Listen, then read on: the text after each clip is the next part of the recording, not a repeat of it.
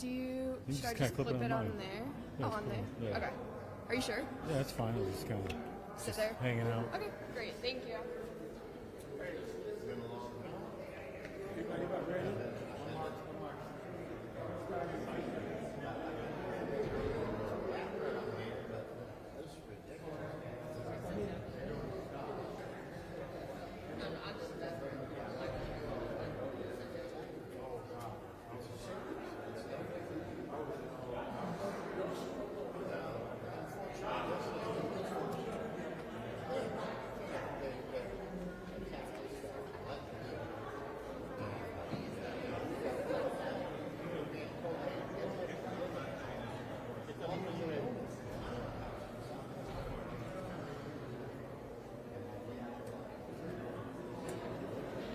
Got a lot of background noise up in here.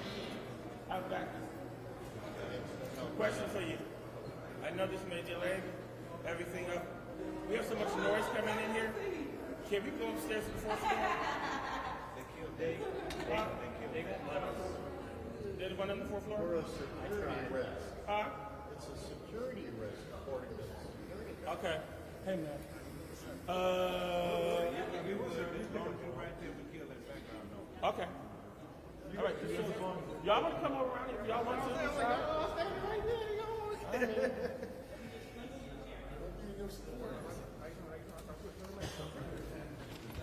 wish I was. Oliver, I did wear a special shirt for them. They all need to get one of these and live by that rule. I got you. Miss Karen White's coming. Wait for a couple more minutes if you don't mind.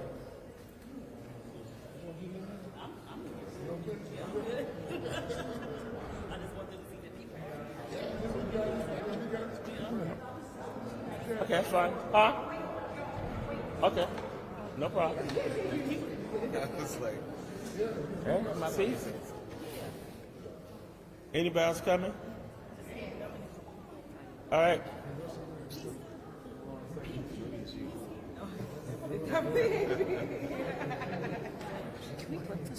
Yeah.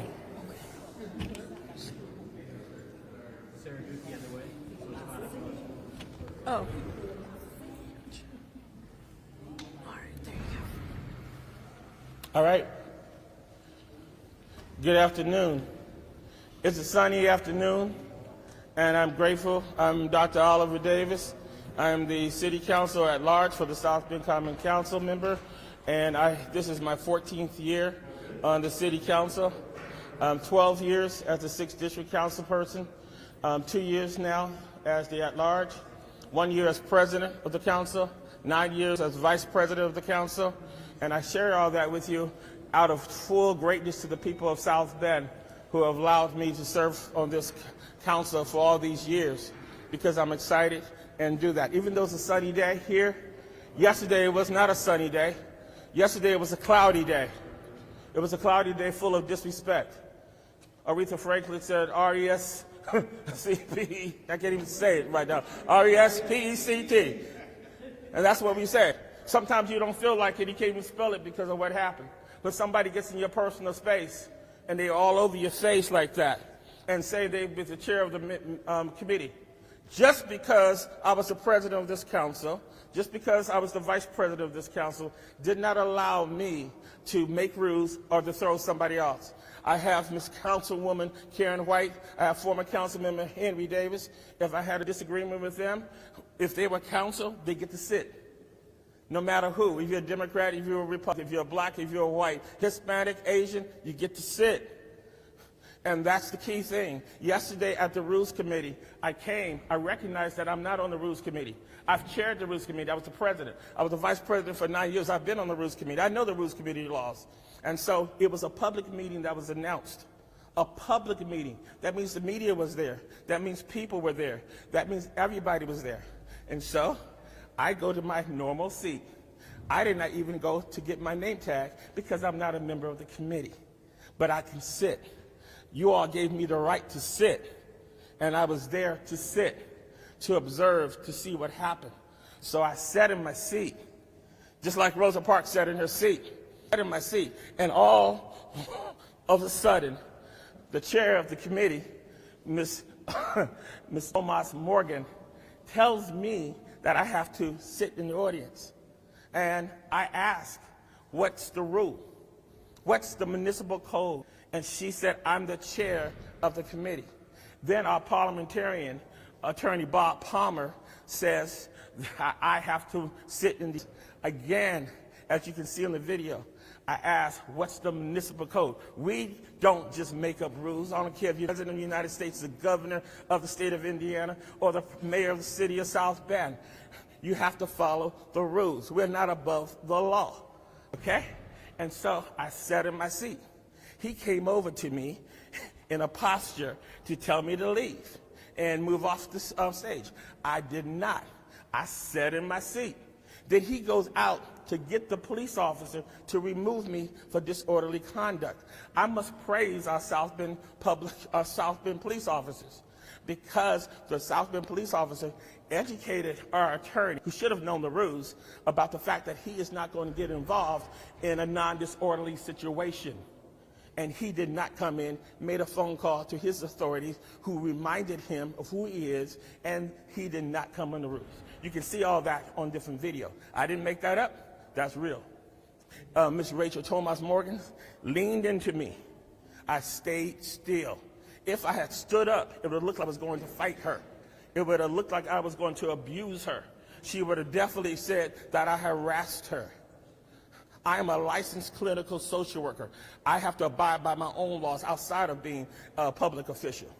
And I stayed in my seat, because if you could have seen the way she was leaning into me, violating personal space. We talk about that in counseling. When I work with my children in school, we talk about personal space.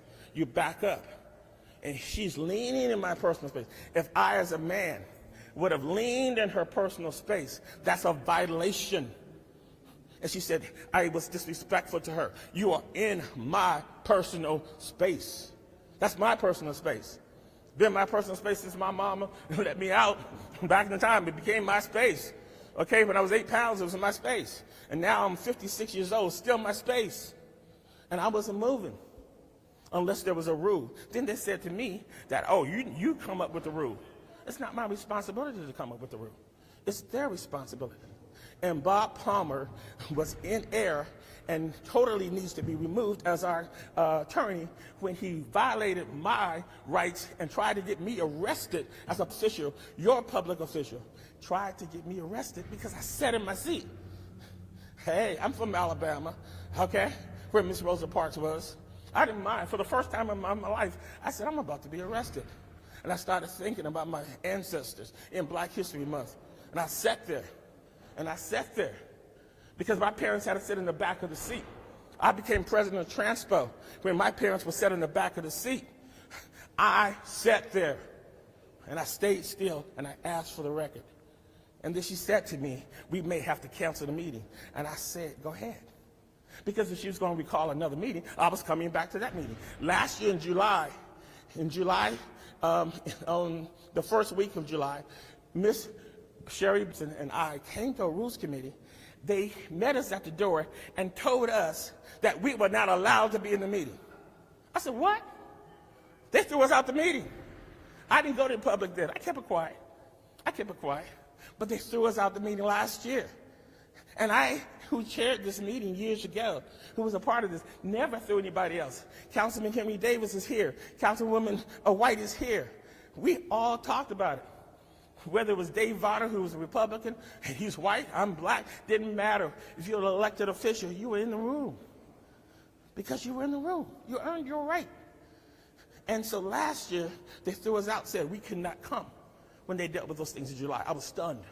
I sat in my seat over there and said, wow.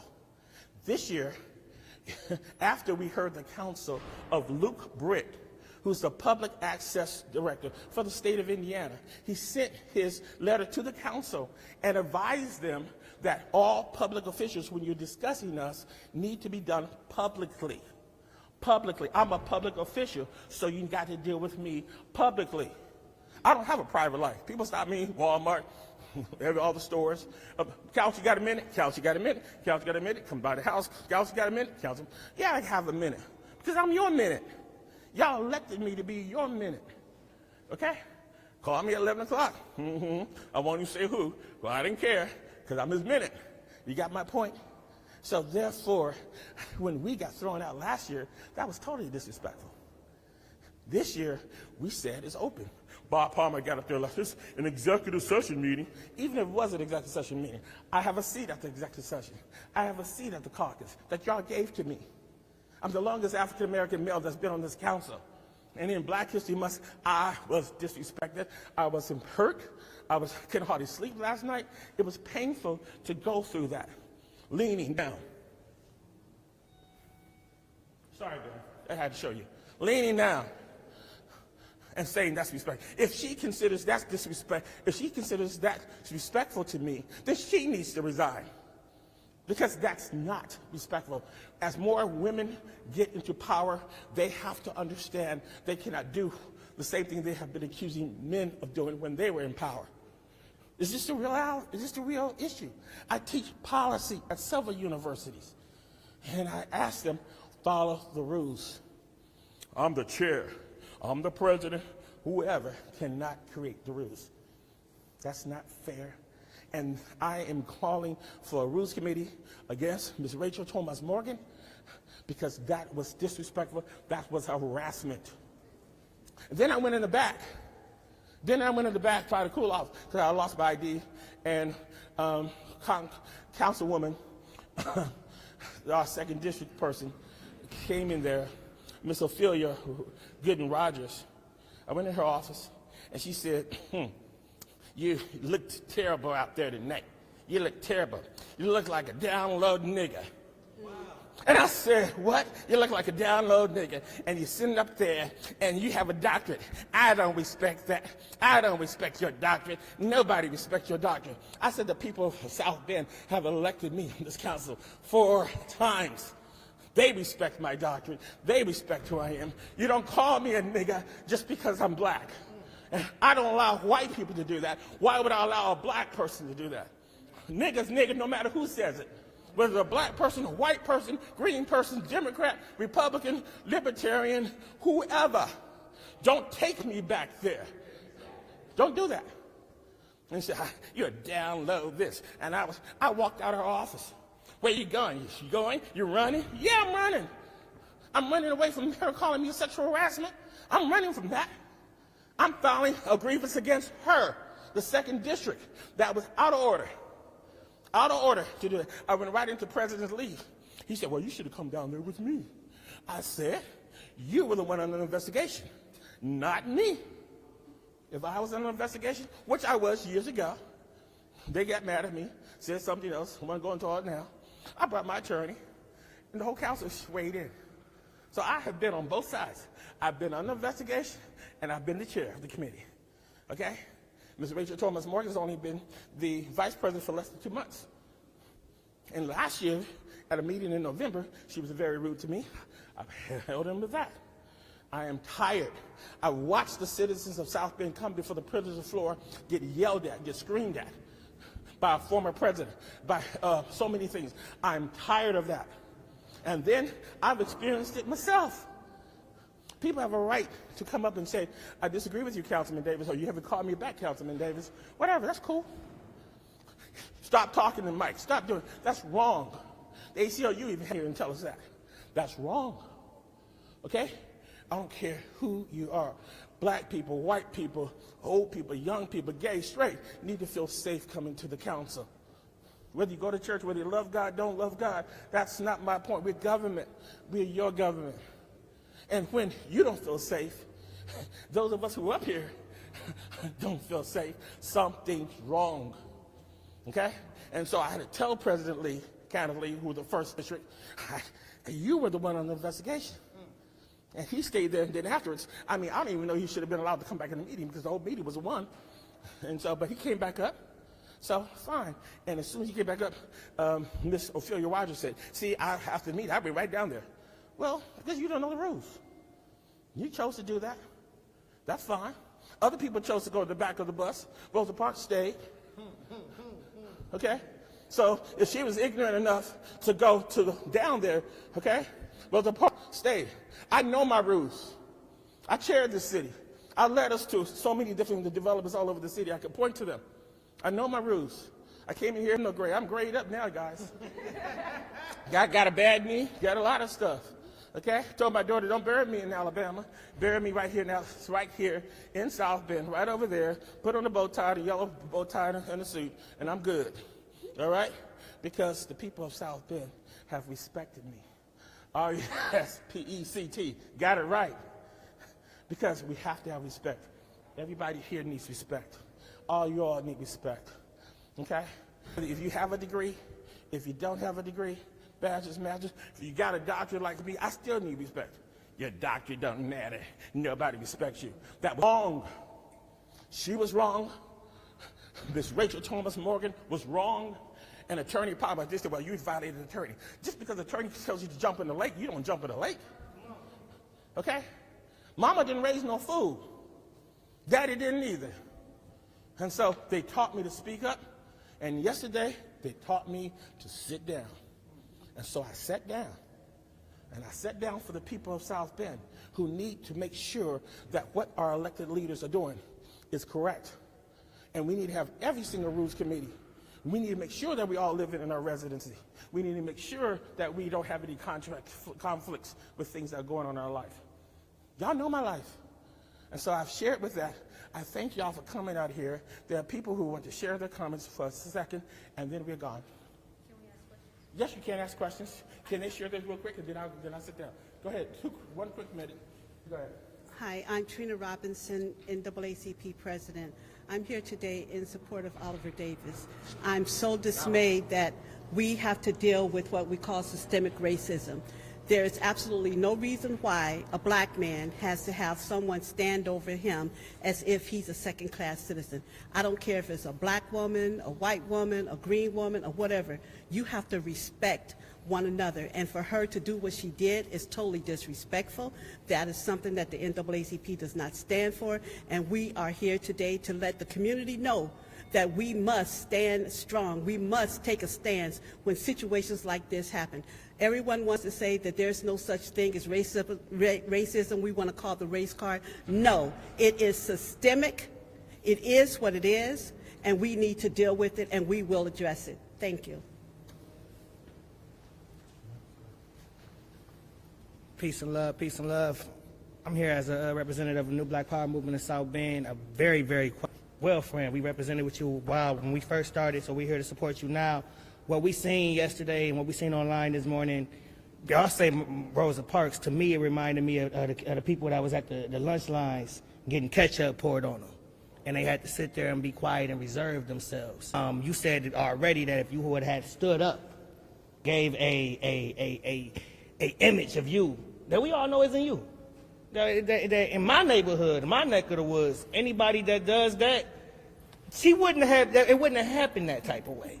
You know what I mean? You just don't do that type of thing to people. You know, you couldn't do that to a Henry Davis. She couldn't do that. She couldn't do that to a Karen White. She couldn't. Somebody's going to speak up. Somebody's going to do something if it's not one of them. So, and for her to do that to you and you able to keep your composure, I salute you as a black man, because that would have pushed us back 50 years. But at the same time, we have to stand up as a community, black, white, Mexican, Latino, Asian, whatever, gay, whatever. We have to come together, because if you give people an inch, you see what Donald Trump is doing. If you give people an inch, they're going to go for the whole mile. And we're going to be sitting here for something bigger than just a finger waving in your face. We called this out the last time in 2016. So we got to stand on it today as a community and let them know we are not going for none of that. No corruption, no none of that. Respect us, and we're going to respect you back. Peace and love. One more last one. Oh, go ahead. Good afternoon, Dawn Jones, concerned citizen and activist. And I'm here because I'm concerned about the video that I saw. What I saw was provocation. And I know within the school corporation, we would suspend students for provocation. And I am, like the previous speaker, I'm very proud of Dr. Davis and him holding his composure the way that he did, and understanding that what would happen to him as an African-American male standing up That's the whole point of the provocation, is to make him stand up. But he didn't. He sat down, as he says. And I'm very proud of him for doing that. And it shows leadership. It shows our children, our community, what we should do when there's provocation, because it happens all the time. It happens in the schools, it happens on the streets, it happens in the stores, it happens wherever we go. So this was a clear demonstration of who Dr. Davis is. And I'm very glad and excited to be here to support him. Thank you. Oliver, can you just summarize like the action steps you want to see come out of this? I hope through all the media attention and through all the social media that the people of South Bend become more aware of what's going on down here. People involvement in terms of their own council. We will represent them not just in one time of the year, but throughout the year. And people need to come to meetings, they need to watch the meetings, they need to do that, because when more people are watching, people behave better. I hope to behave better, okay? When there's nobody in the room, a few people in the room, there's times that the people have been screaming and yelling and getting everything else, and people have gotten away with that because people didn't see it. People saw it yesterday.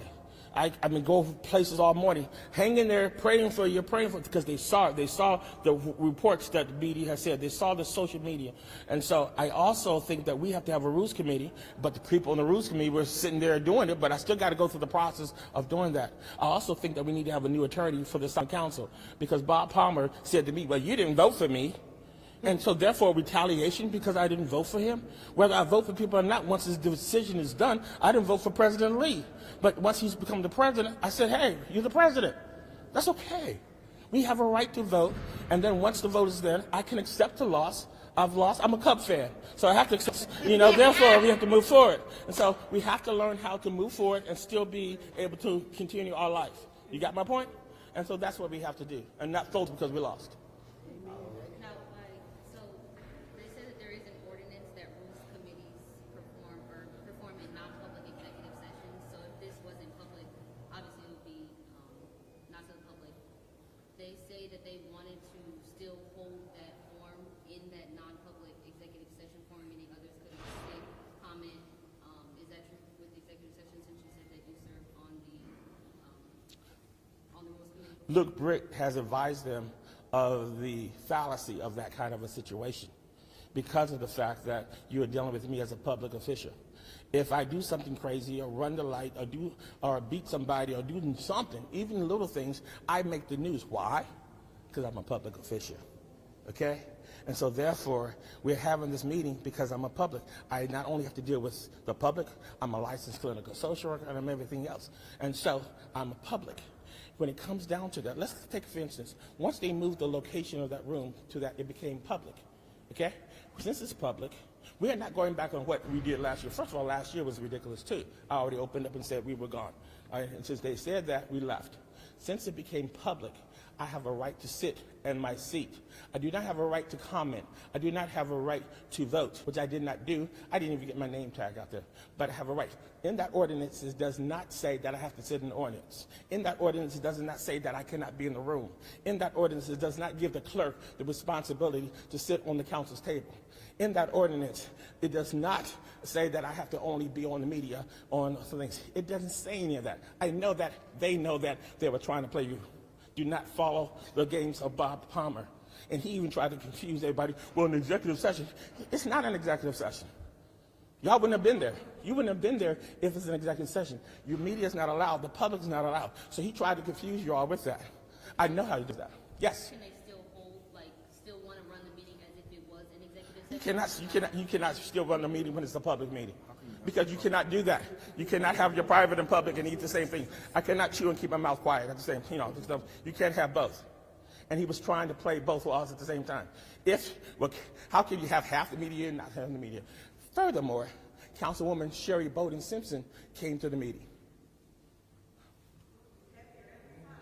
Not one word was shared. They didn't say anything to her. Why not? They should have said, we just counseled Davis not to be here. Why are you here? Didn't say that. Bianca Tirado was sitting up there. Ms. Tirado, could you please give the roll? Typically, this is what we do. We give the announcements to those who are the members, and then we acknowledge those who are council members. Today, before I started, I thank you all for coming. There are council members here, even former ones. I have to acknowledge them. If I go before a church and do a funeral things, if I see a council member who served in the 70s, I have to acknowledge them. That's courtesy. And I see that we have former councilwoman or core council member or former mayor. If I was in a room and former Mayor Steve Lickey was here, I need to acknowledge him. Now, does he have anything to sit up there and perform the service? Absolutely not, because I'm in charge now. But I have to acknowledge the fact that he's the leadership. My mama taught me respect. R-E-S-P-E-C-T. That's respect. So you open the meeting, you identify who the people are, you acknowledge the council members who came, and you proceed.